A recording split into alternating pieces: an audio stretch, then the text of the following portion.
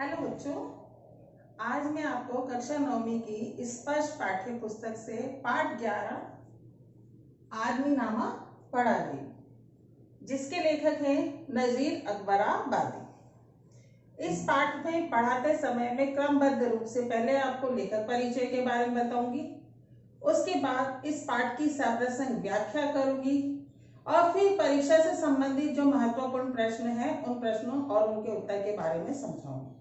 तो सबसे पहले आता है लेखक परिचय। आदमी नामा पाठ के लेखक जो है नजीर अकबराबादी हैं, जिनका जन्म 1735 में आगरा में हुआ। आगरा में ही इन्होंने अपनी उर्दू फारसी से संबंधित जो ज्ञान था वो अदीबी से प्राप्त किया, अदीबी अर्थात शिक्षक।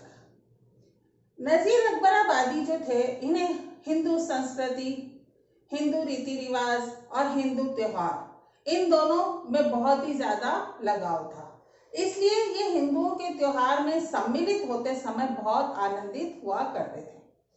जो इनकी नज़्में हैं, जो इनके छंद हैं, उन छंदों में ज्यादातर लोक जीवन से संबंधित बातें हुआ करती थी। इसलिए कई बार तो लोग इन्हें रास्ते में रोक करके भी इनसे छंद सुनने के लिए, नज्म सुनने के लिए कहा करते थे। और यही कारण था कि ककड़ी बेचने वाला, सब्जी बेचने वाला, भिष्टी और बाजार में जो भी सामान लोग ठेले में बेचते हैं, वो लोग चलते फिरते ही इनकी नज़में और इनके गीत गाया करते थे। हालांकि जो कवि नजीर अकबराबादी हैं, इन्होंने अपनी जो नज़में हैं, इन नज़मों में उर्दू और फारसी में भाषा में लिखा है। इसमें उन्होंने संपूर्ण जाति, संपूर्ण भाषा, संपूर्ण देश की संस्कृति के लोगों को एकत्र करके राष्ट्रीय एकता की भावना का विकास किया है। हालांकि इन्होंने अपनी नज्म में किसी को ज्ञानी की तरह ज्ञान नहीं दिया है, लेकिन फिर भी एक दोस्त की तरह सलाह मशविरा दिया है। इसलिए जो इनकी नज्में हैं वो चलती फिरती, जीती जागती, भागती खेलती दुनिया से संबंधित हैं। इन्होंने अपने देश की संस्कृति, परंपराएं, रीति रिवाज, विभिन्न धर्म के लोगों को एकत्र करके जो राष्ट्रीय एकता का भावना का विकास किया, वो एक देश के लिए मिसाल है। लेकिन इनकी मृत्यु सन 1830 ईस्वी में हुई थी। तो यह था हमारा नजीर अकबराबादी का लेखक परिचय। अब हम इस पाठ की संपूर्ण व्याख्या करेंगे। यह पाठ छंदों में विभक्त है और इसके 4 छंद हैं। तो मैं जो पहला छंद है वो आपको पढ़ा रही हूँ।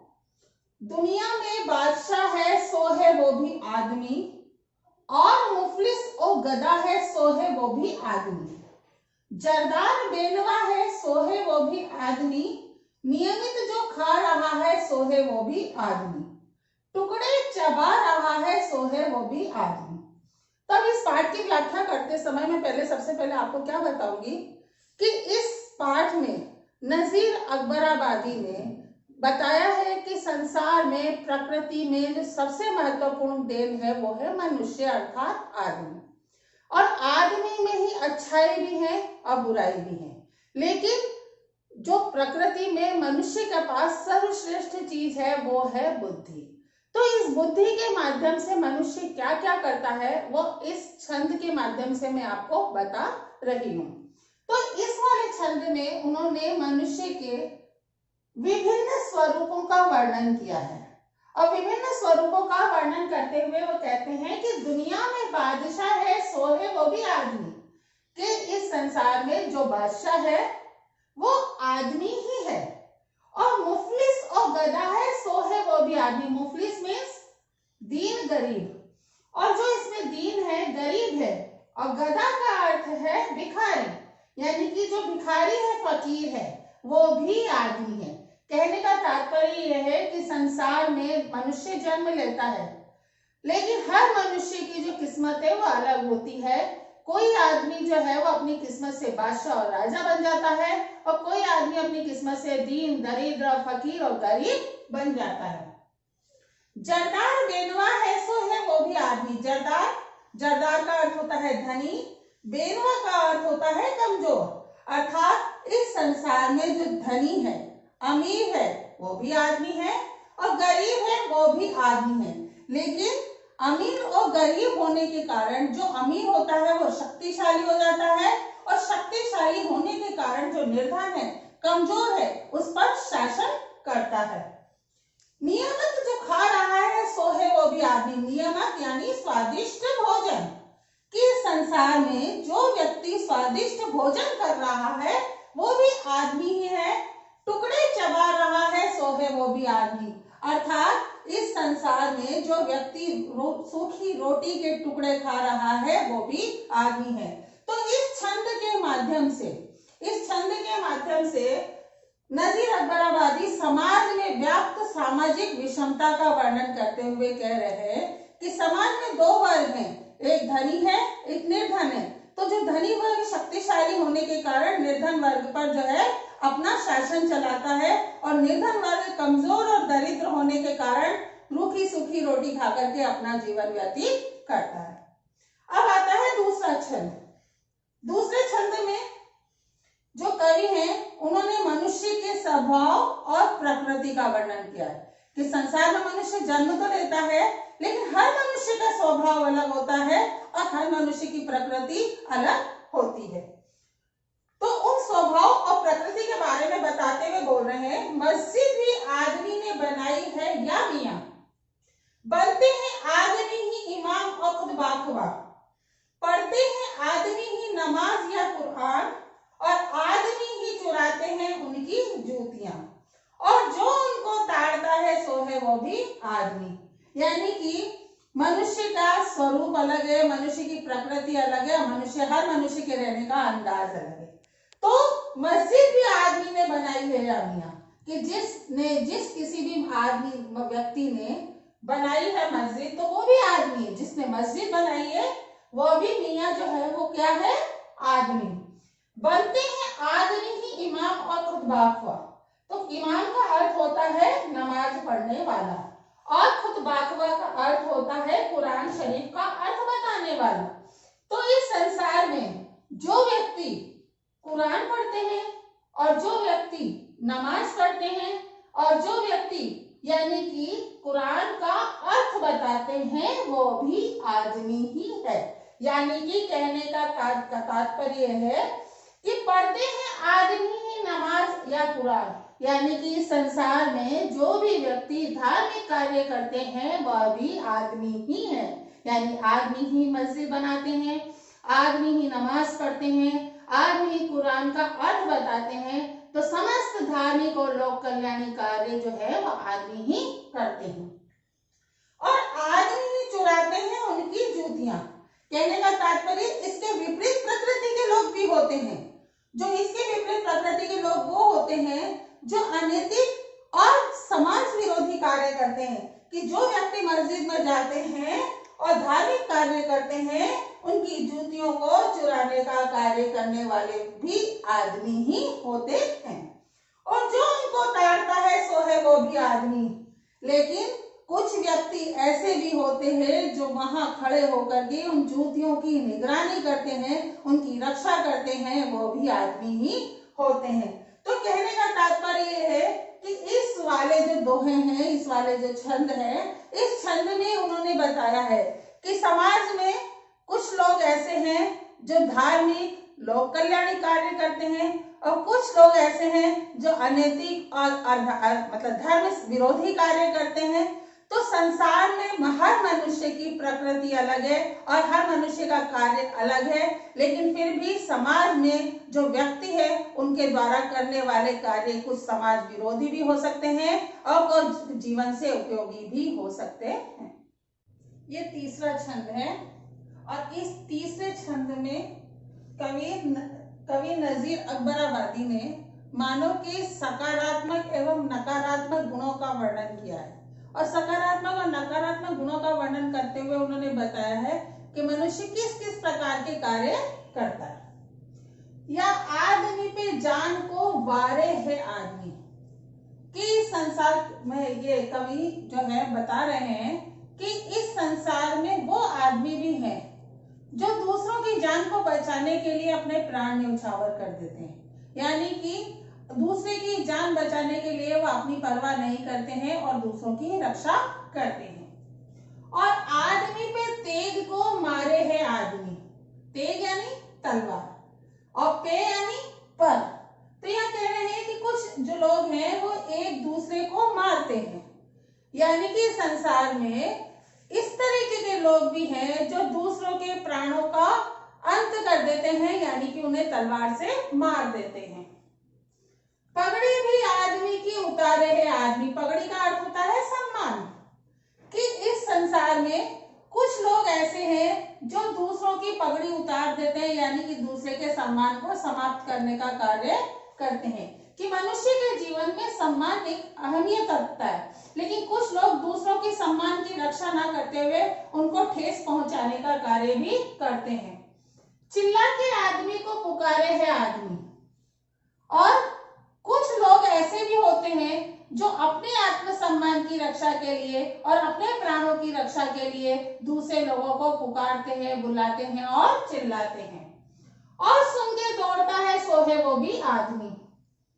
तो जो व्यक्ति दूसरे के सम्मान की रक्षा के लिए, दूसरे के प्राणों की रक्षा के लिए दौड़ करके सहायता करने जाता है, वो भी आदमी ही होता है। कहने का तात्पर्य है कि संसार में सकारात्मक गुण वाले और नकारात्मक गुण वाले दोनों ही प्रकार के व्यक्ति होते हैं। कुछ लोग जो है जो दूसरों के सम्मान की रक्षा के लिए कार्य करते हैं, और कुछ लोग जो है वो दूसरों को ठेस पहुंचाने का कार्य करते हैं। कुछ लोग दूसरे के प्राणों को बचाते हैं और कुछ लोग दूसरों के प्राणों को लेकर छीनते हैं और उनके सम्मान को ठेस पहुंचाते हैं। अब ये आता है चौथा छंद।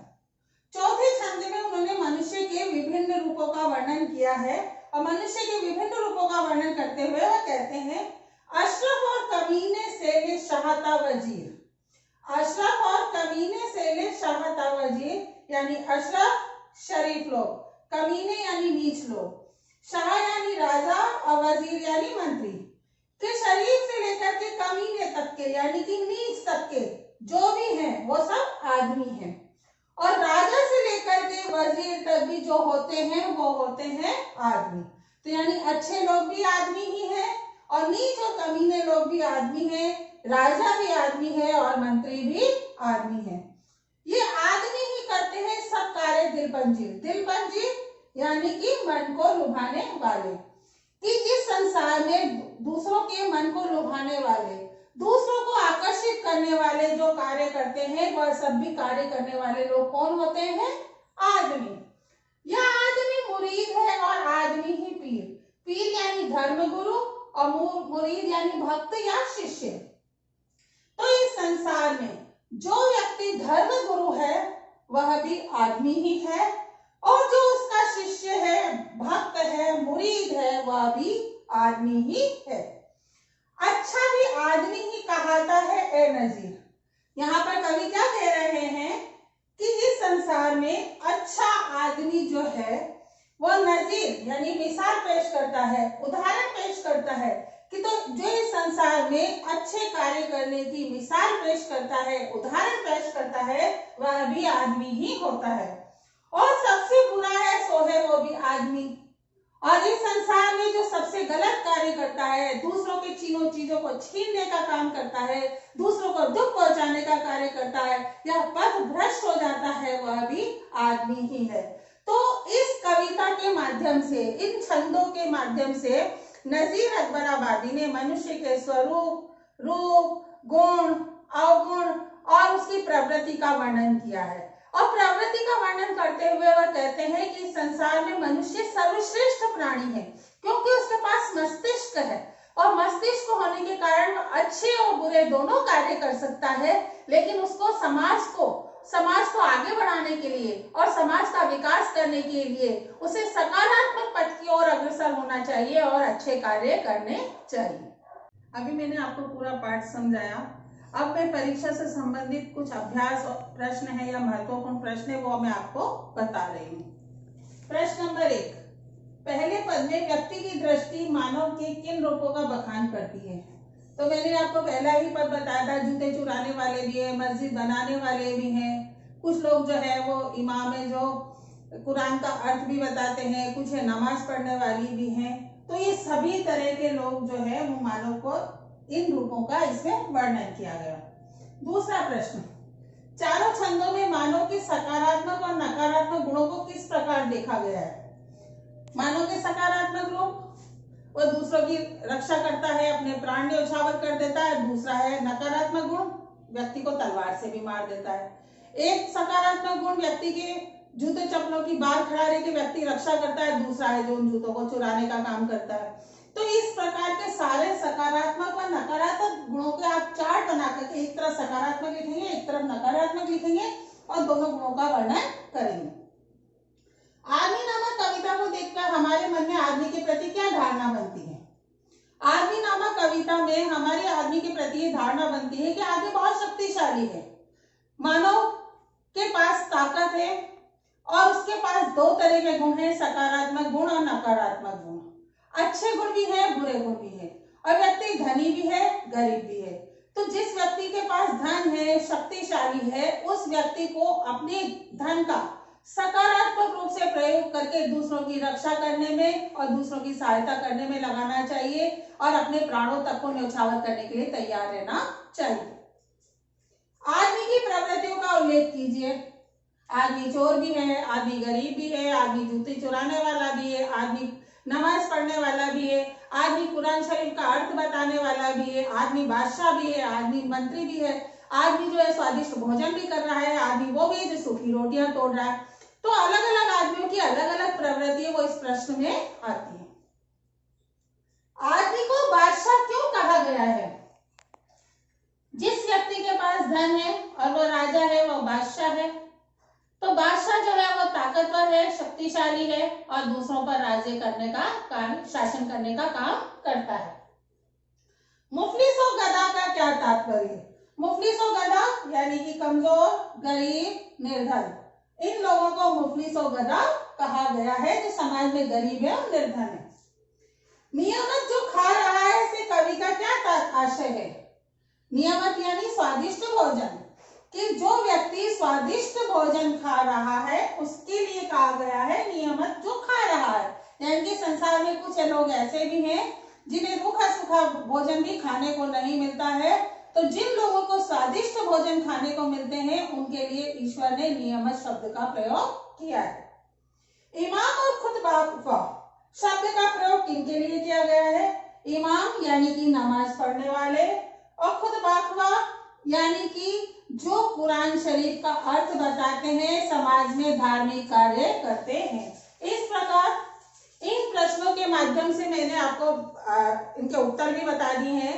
इसके अलावा भी जो प्रश्न है आप चाहे वो कर सकते हैं और करते समय अगर कोई समस्या आती है तो आप उसको कमेंट्स बॉक्स में पूछ सकते हैं।